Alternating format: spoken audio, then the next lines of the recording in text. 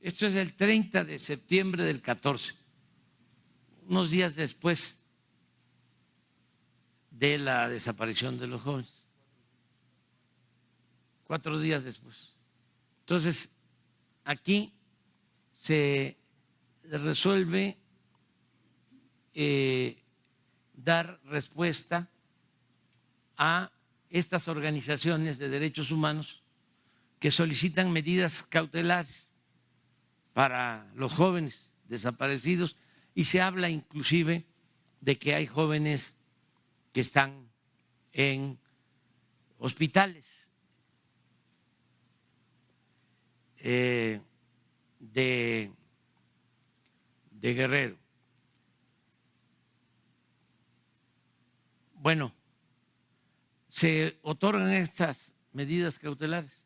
¿Quién era entonces el secretario de la Comisión Interamericana de Derechos Humanos?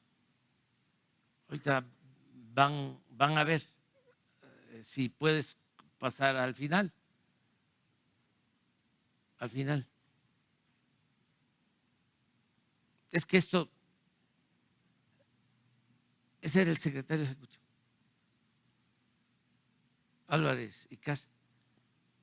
En el documento este no se habla de el ejército, se habla de las autoridades locales y se habla de la delincuencia de Iguala y de esta región. Este es uno, pero luego tienen un acuerdo con el licenciado Peña.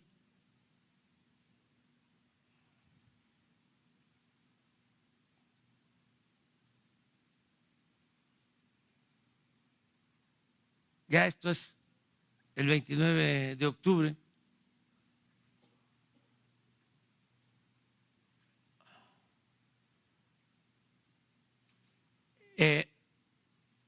Y aquí llegan a la conclusión de que va a intervenir la Comisión Interamericana de Derechos Humanos de la OEA, que es donde está de director Álvarez y Casa. Síguele. Aquí incluso se da a conocer de que participan autoridades locales y grupos de la delincuencia organizada. Aquí no hay nada que mencione que los responsables son los militares. Nada, absolutamente. Adelante.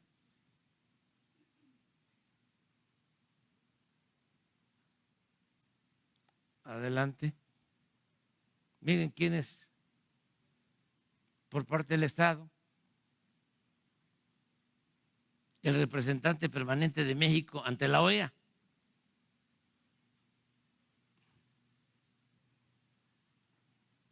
La procuradora jurídica en ese entonces de la Procuraduría General de la República, esta maestra Lía Limón García,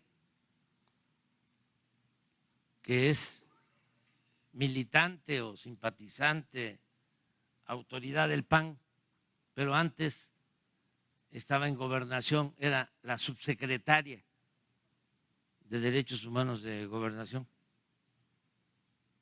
Este señor es importantísimo porque es el de Derechos Humanos de Miguel Agustín Pro.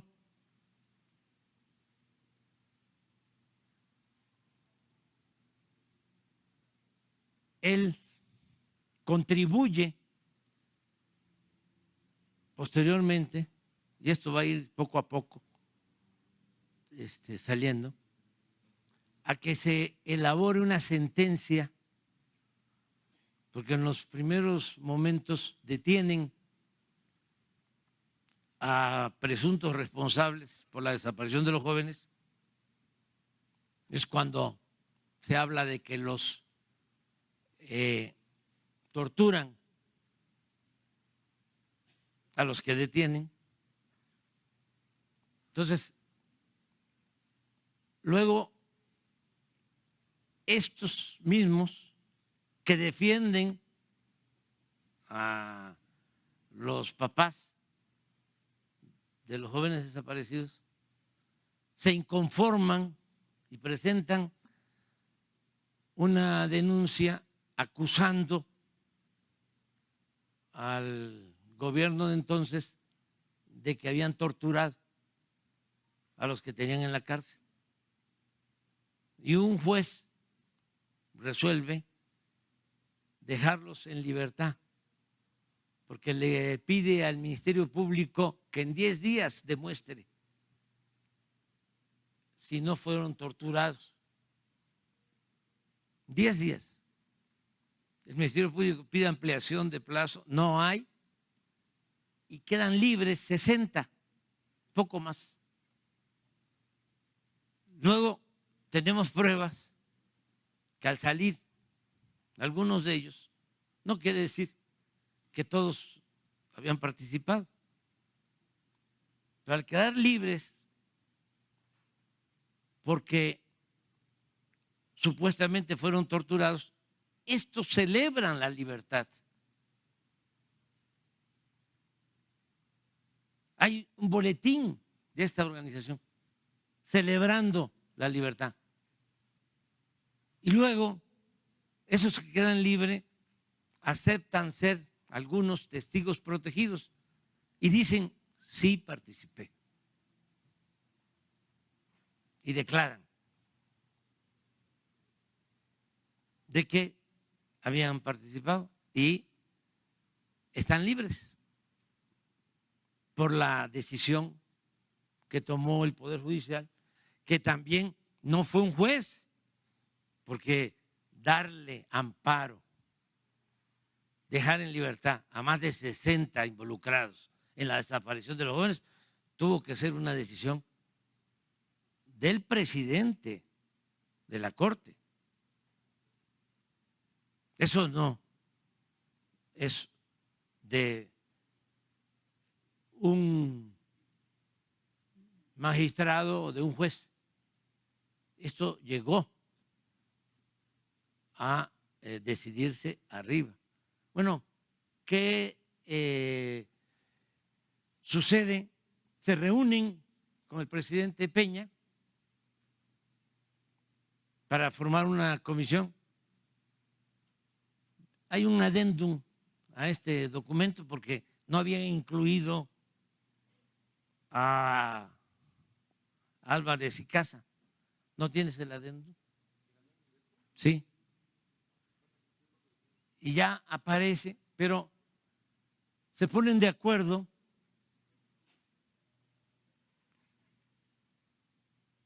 luego interviene la DEA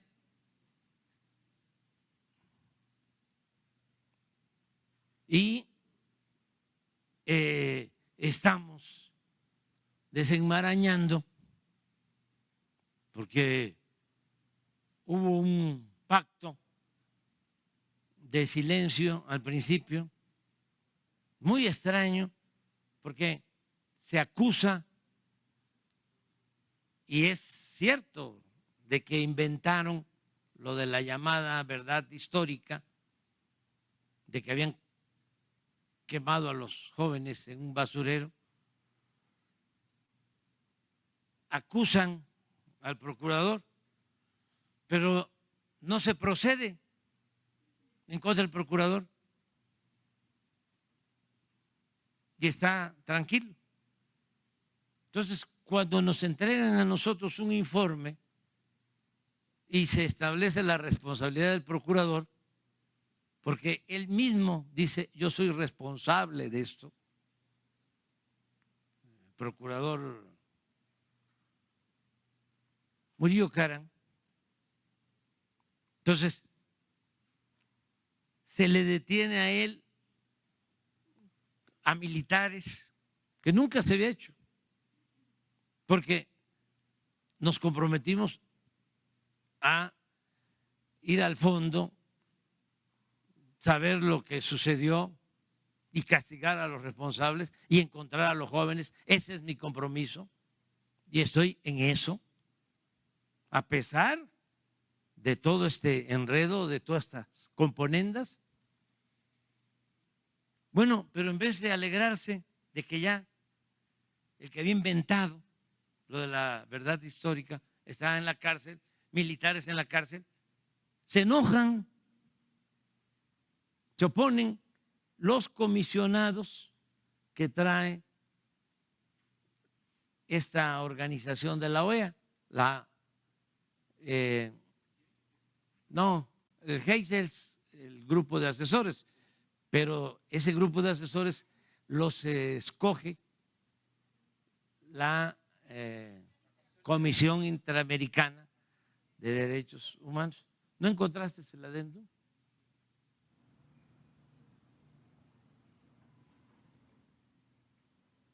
Pero hasta aquí no hay nada en contra del ejército. Nada, absolutamente. Entonces, ahora, o de un tiempo para acá,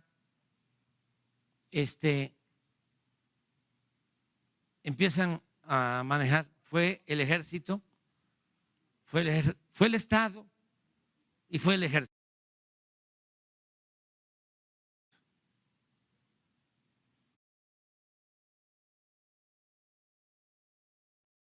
Porque quienes estaban en ese entonces en el gobierno debieron haber actuado, ¿sí?, actuado de inmediato, no ocultar nada, no hacer ningún acuerdo y castigar a los responsables y sobre todo buscar el paradero de los jóvenes. Sí fue el Estado. Es más, el mismo procurador dice, yo soy el responsable. Pues fue el Estado. En el caso del ejército, pudo haber participado, están presos elementos del ejército, pero la intención no es ir a castigar a los presuntos responsables del ejército, sino ir en contra de la institución. ¿Por qué? ¿Por qué debilitar a una institución como el ejército? Y entonces empiezan a pedir, a ver, la DEA grabó. Primero, ¿cómo es que la DEA grababa en México? ¿Quién le daba permiso? Bueno, la DEA grabó a un grupo de delincuentes que se supone tuvo que ver con esto. Y esos Guerreros Unidos. Y esos delincuentes que fueron grabados hablan de extorsión a miembros del ejército, de los batallones de Iguala, que por cierto hacen mención de vínculos con el ejército antes de los hechos estos. Sin duda, o no sin duda, posiblemente hubo vínculos entre estos soldados y la delincuencia organizada. Pero no se puede decir que participó el ejército en la desaparición de los jóvenes. Hasta ahora no hay pruebas, pero sí es el ejército. Pues aquí está el adendo. para incorporarlo. Entonces, pasa el tiempo, están todos juntos, este señor, es ahora el rector de la Universidad Iberoamericana de Puebla, impulsada por los jesuitas, que es completamente atípico este comportamiento, cuando menos muy contrario al pensamiento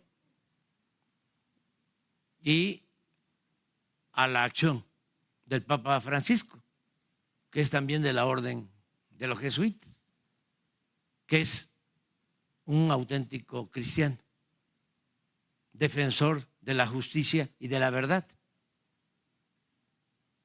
Entonces, estamos viendo esto.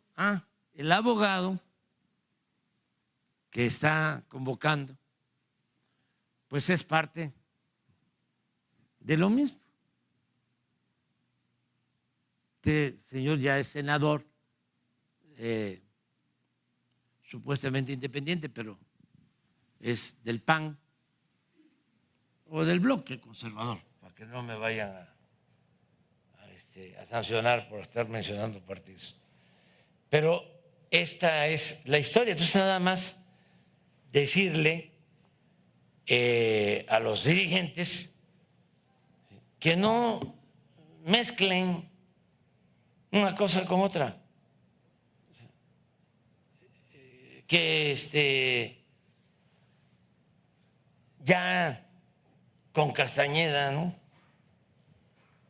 es suficiente, con Claudia X González. Contra mí, AMLO, narcopresidente, vía libre. Si quieren meterle más dinero, creo que ya llevo como 200 millones de menciones en las redes sociales. Presidente narcotraficante, presidente narco, AMLO narco, y pues están los bots baratos en Argentina a 3 por 1,